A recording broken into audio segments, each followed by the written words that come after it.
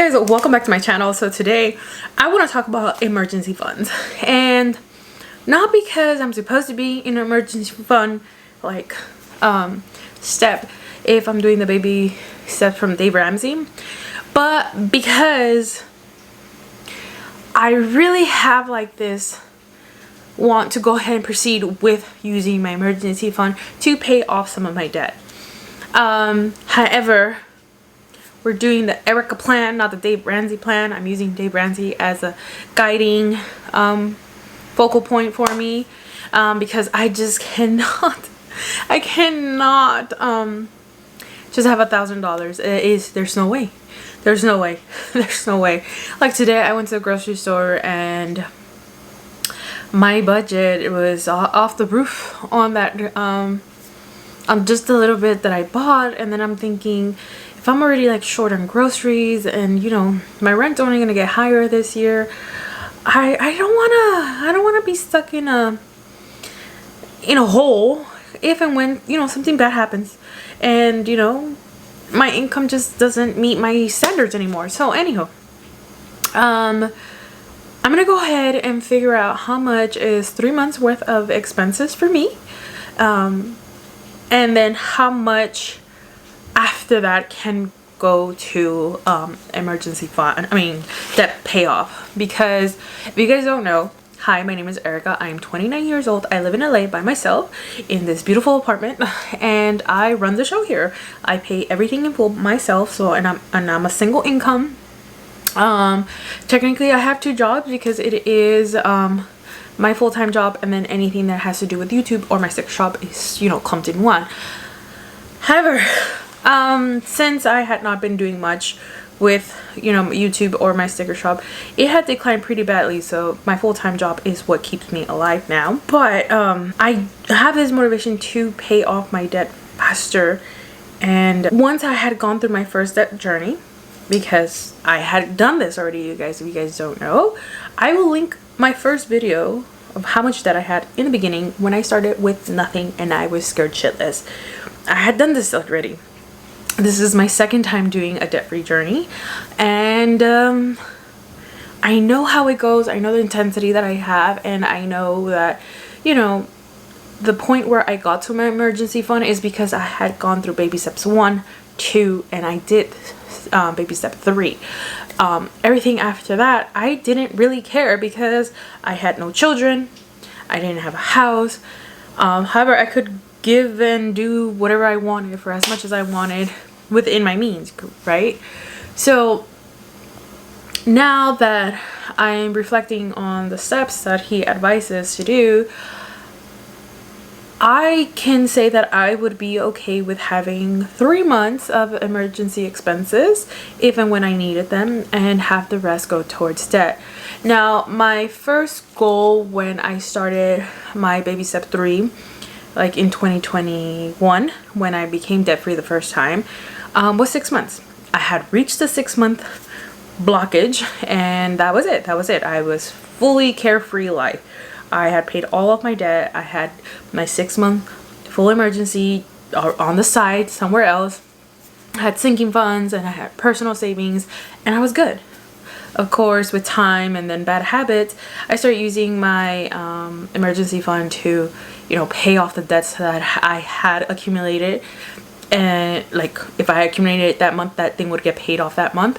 Like it wouldn't accumulate month to month, but then I had gotten lazy, right? And if you want to hear more about that story, I'll link my starting again video up there, and you can just hear like how I got here, my now number.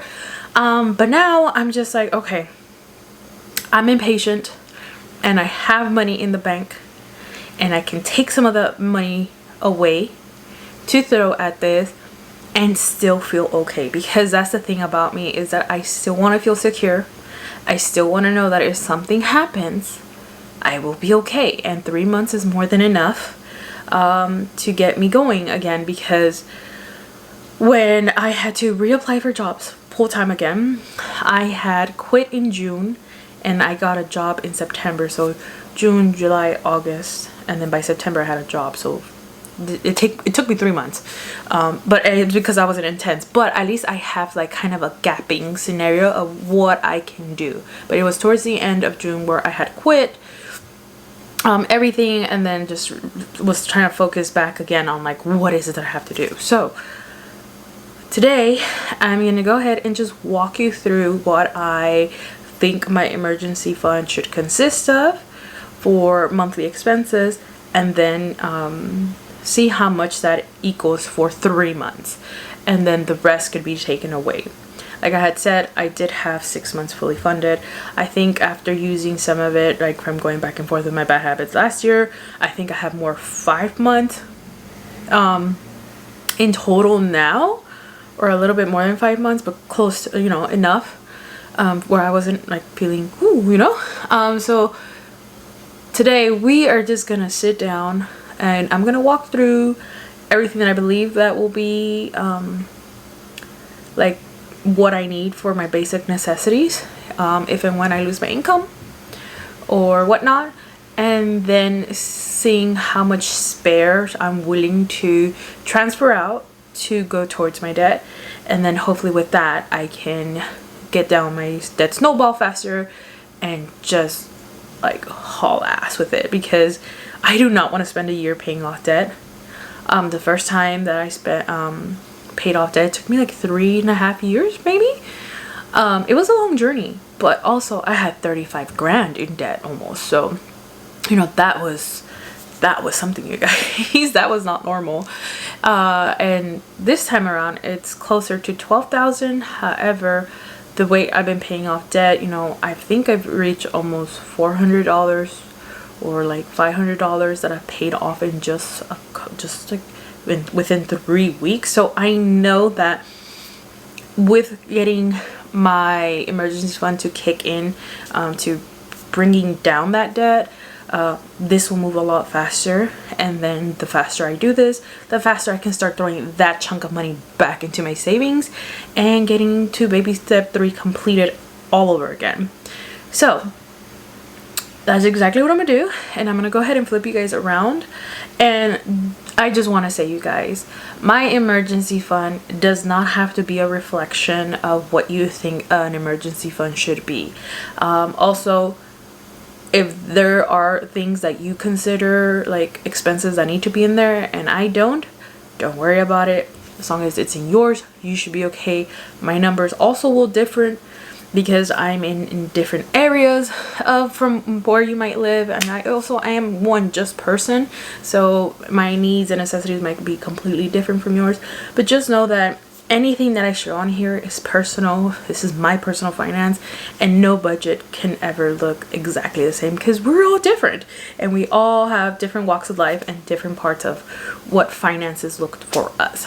But my main goal here is to show you that if you are hesitant about using your emergency fund or any savings, just know that you can put a pinpoint of how much you're comfortable in keeping and how much you're not willing to sacrifice. And everyone is different, and you don't have to follow whatever guru you think to the T. You know, whatever you're comfortable with is what you're comfortable with. And right now the Erika plan is working just fine for me. But I am enjoying the guidelines that Dave Ramsey has put out there, but always take everything with a grain of salt. And now let's flip you over and let's get this started, because I really want to pay off debt, and hopefully in the next video I will be able to, you know, have a solid plan and focus that in the upcoming month. So all right, let's flip you over and let's get started. So I'm gonna go ahead to the back of my budget planner, and I'm gonna go into a note sections that I have here. And the first page I'm gonna leave for my 2023 budget setup. I haven't done this one yet. I probably will do it pretty soon. But basically it was a breakdown of how I want my year to go. And since everything has changed and it's completely different, we're gonna set that to a side. But anywho, I do want to go ahead and set up my emergency fund kind of scenario here. Now, of course, If you follow the Dave Ramsey baby steps, you know that this is completely against that. I'm doing Erika's plan, and I'm okay with that. But if you do follow the baby steps right there, just know that go ahead, do what you want to do, keep 1,000 in your savings. But me as a single individual struggling with the idea of just having that in my bank account and having such a like tumultuous kind of doubtful thought process of how I want, like how unexpected life can be, I still want to have savings enough to where I'm okay, especially, you know, it just being me in this world and how I feel like finances are going and job markets and whatnot. But anywho, my monthly expenses are pretty basic compared to what others might find. So just as a disclaimer, I'm going to be referencing my 2022 version of it, and I might tweak it here and there, but I will probably just stick to the same categories I usually do. But I do want to apologize if you guys do hear a lot of background noise. It is a Sunday, people are home, and it's raining, so if you hear the rain as well, it's kind of insane. But basically, the first monthly expense that I have, and also just want to clear this out, your emergency fund can look completely different than mine. Whatever you have in yours or whatever is recommended for you or whatever you think is possible might not be the same with mine. So just keep that in mind and just have an open mind, because my finances and my budgets and my savings plans, emergency stuff doesn't have to look like yours. Okay, it doesn't, because I'm a single individual in LA with a pet, and it's all me. And it can vary, so just, you know, just know the difference there. But anywho, this is what I consider to be my normal expenses in case, like they say, I lost income or something happened and this is what I have to rely on for my savings. The first thing is going to be rent. Now, rent currently is $1,400.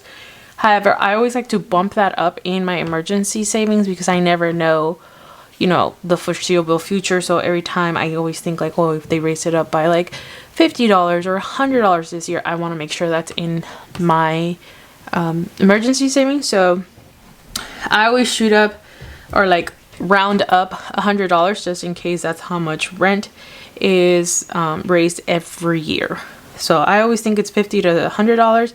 Usually it's within that range. So $1,500 would be down for rent in this scenario for me. Next, I think everything that has to deal with my house, my apartment, that keeps, you know, the heat running, the lights running, you know, that kind of stuff. And the first thing I think is my natural gas. Natural gas has always stayed the same for me, around $8 to $10. So I am going to put $10. And the numbers that you see here that I'm writing down is just for 1 month. And then when I'm done, I would multiply that by 3, 6, and a year in case some of you guys feel more comfortable going that far end. After natural gas, I think of electricity because the only thing that's included in my rent is water. So I have to take care of electricity. The highest I've ever seen my electricity go currently has been, what, like $85? So I always like to keep it at 100 because then I consider, you know, who knows when I'll need this money. I don't know if I'll be in the summer when the AC is really needed or in the winter when I gotta run my heater. So I do it at 100 because that's always around the ballpark that my electricity has been. I don't think I've ever paid more than that. Next, I do want to go ahead and put the internet. Now, I do consider this a necessity because how else will I be applying to jobs and working my side hustles, which is my sticker shop, if I don't have internet? And internet has gone up. So with time, I am going to just leave it at $80 in case it ever goes up again.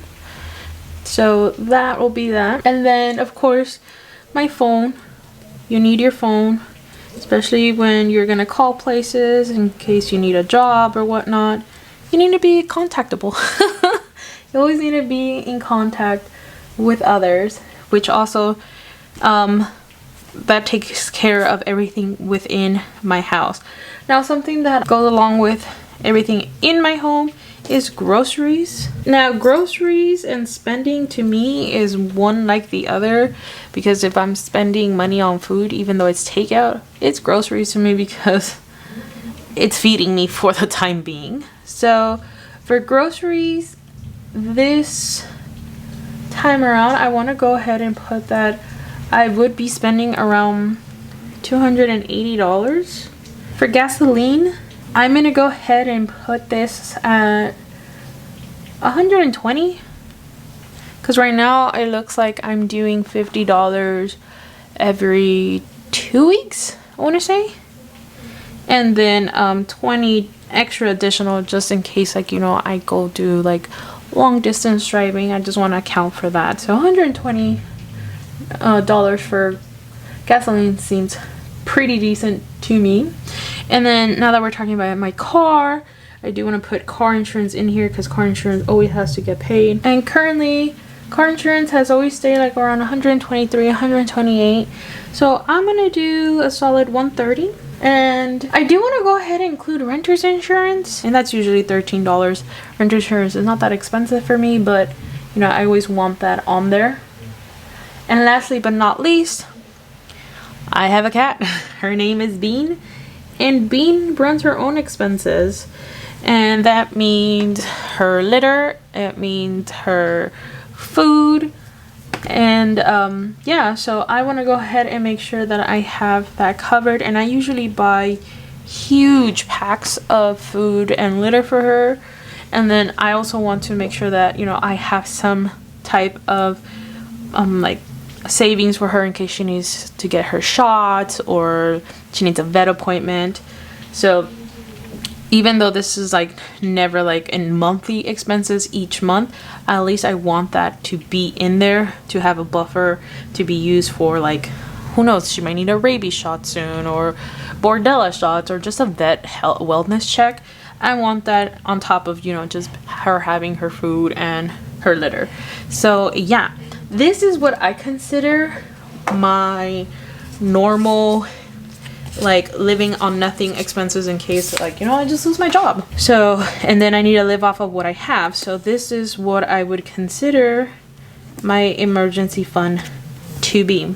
So I'm gonna go ahead and add this up, and I'm gonna go ahead and see how much is it that I need monthly to be okay when it comes to having an emergency fund.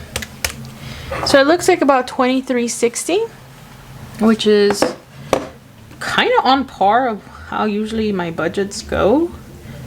Usually my budgets run, I think, like 24, 28, maybe up to $3,000, but that's with like a lot of extras included, right?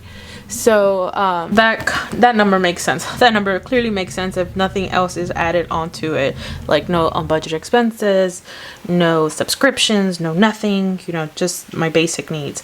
So if I go over now and I do $23.60, well, $2,360, and I multiply it by 3 months, I would need $7,080. And then for 6 months, I would need $14,160. And then if I really wanted to just like be 100%, like no doubt I can live off of this income for as long as I want, $28,320 is what I would be looking at.